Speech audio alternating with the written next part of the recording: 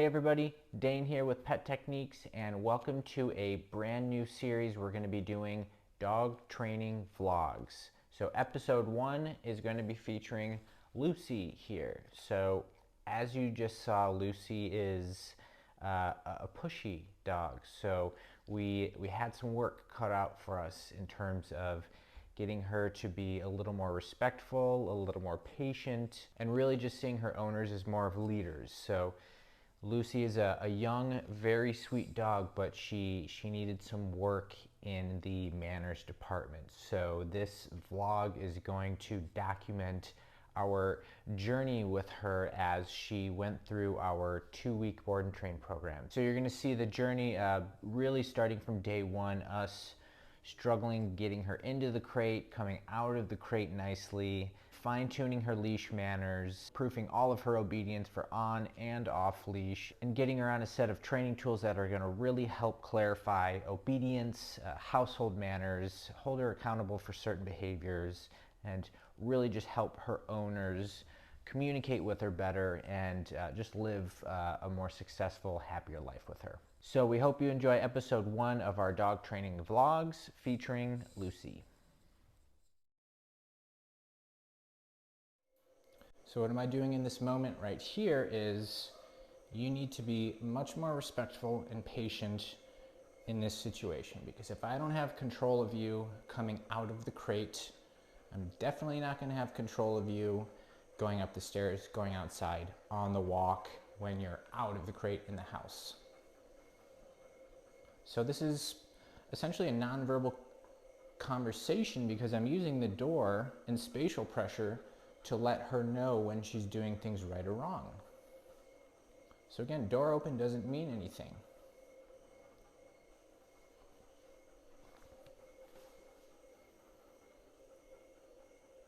Good. So stay nice and calm, patient.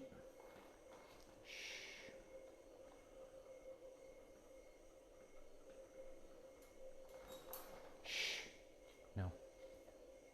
So we'll eventually get to having the door wide open and proofing this more, but baby steps for dogs like Lucy.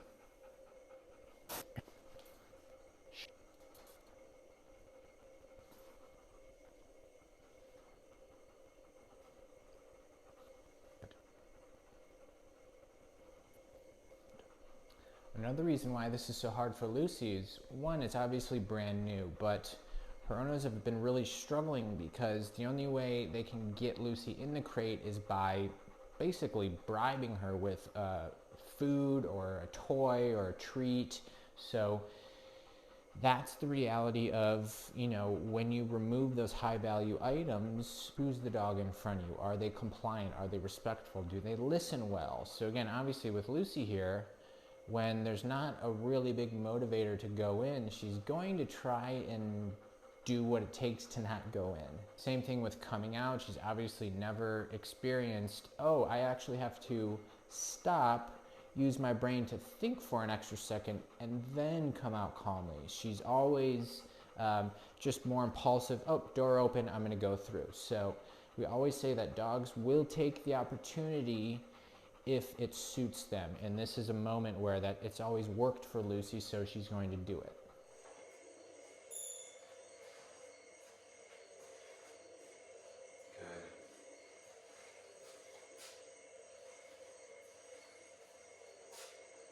So quick update as we continue working with Lucy during this first week.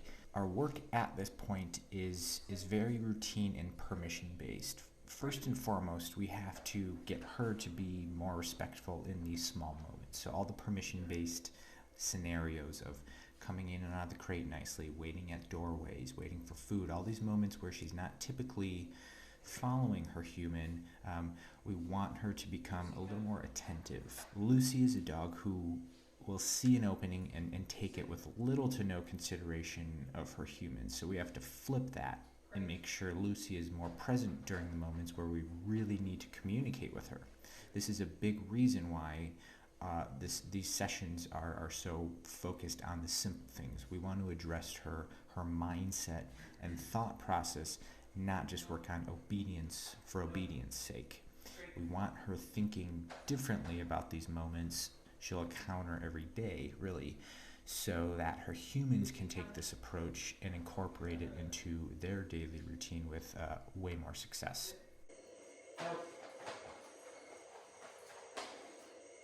Lucy, come. Good. Again. Sit. Good. Great. Good. Good girl.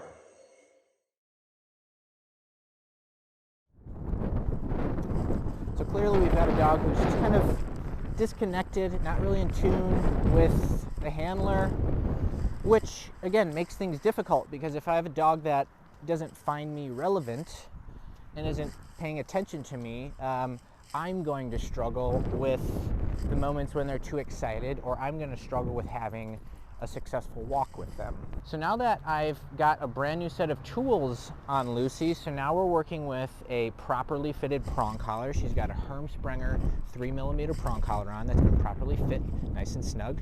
And then she's also got her eCollar Technologies Mini Educator.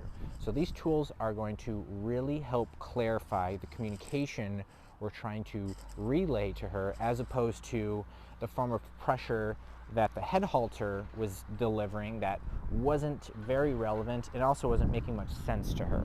So all I'm looking for in these beginning moments of layering these tools or introducing these new tools is this moment of pressure here, getting the dog to turn the pressure off. So once they can understand that and they can perform that, then you can take the next step. But the first step is always going to be, can your dog, with this pressure, boom, can your dog turn it off, right? So with the prong collar, it's very easy because the leash, in this case, is acting as like our steering wheel. So if I want the dog to follow me, I'm just going to apply pressure to me. And then once the dog is in a good position or where I want them to be, then I can release the pressure. And then they'll understand, oh, I follow the pressure instead of just fighting it. So that sweet spot is a tiny bit behind your leg that shares kind of this space here. So the nose basically behind your leg, head behind the leg, heel off right there. We want our dogs a little bit behind us in more of a follow mode. Good job.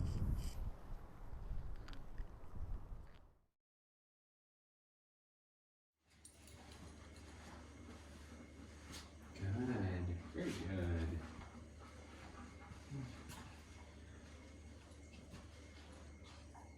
Perfect. Good job. Come on. Look at you. Good. Nice job.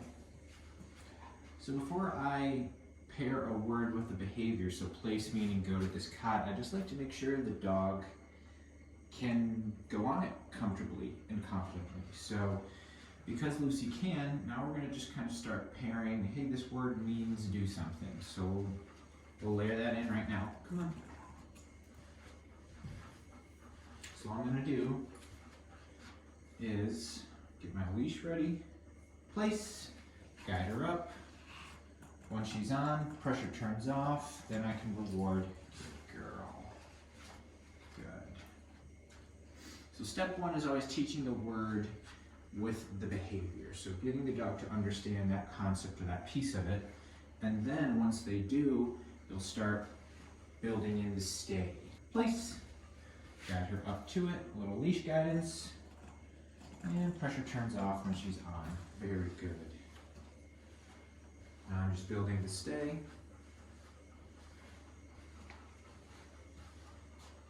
Good.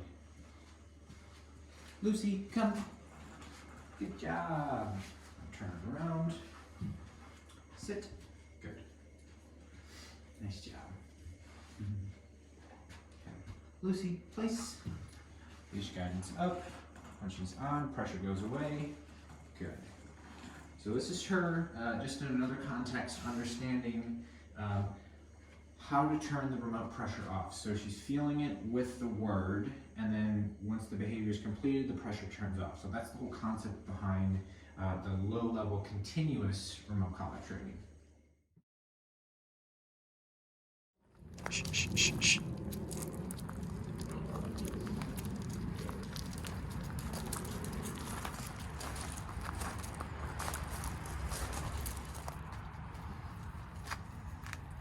Go, go. Good job. Go on. Good.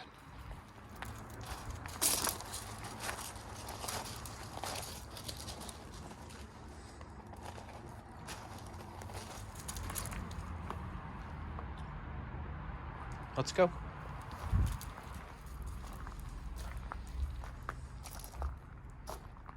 Let's go. Shh, shh, shh, shh, shh, shh.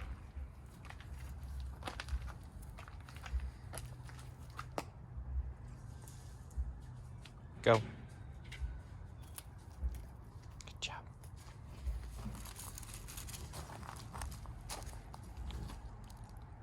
Let's go.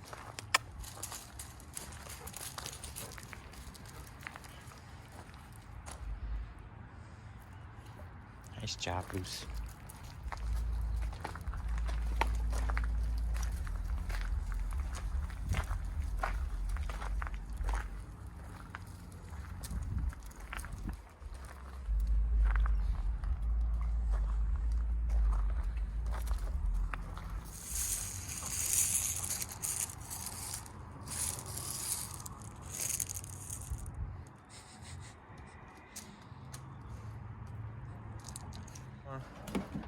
Finn. Lucy.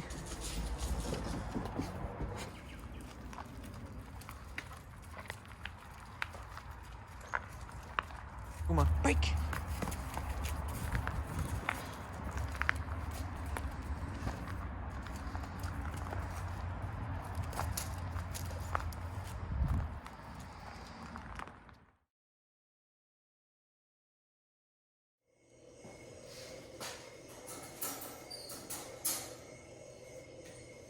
Lucy, come.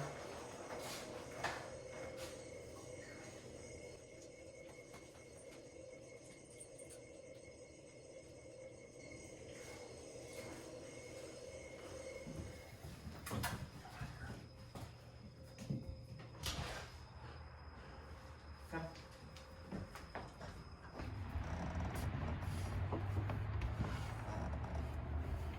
Lucy, come.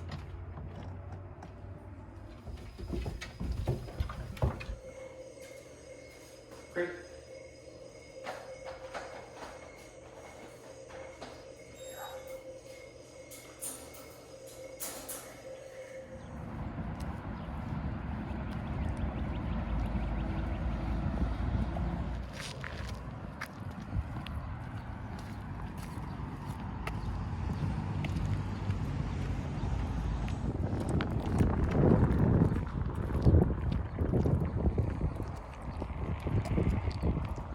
Lucy, come. Good girl. Place. Good. Down. Good job. Lucy, come. Good job. Place.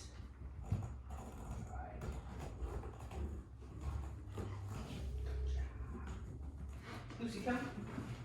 Good girl. Place. Yeah. Lucy, come. Good girl. Place. Nice job. Good girl. That's so good.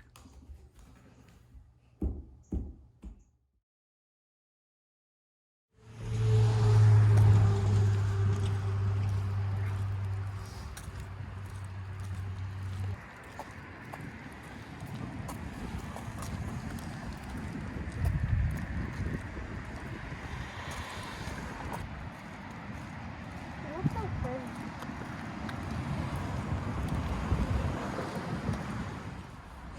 One more time. No.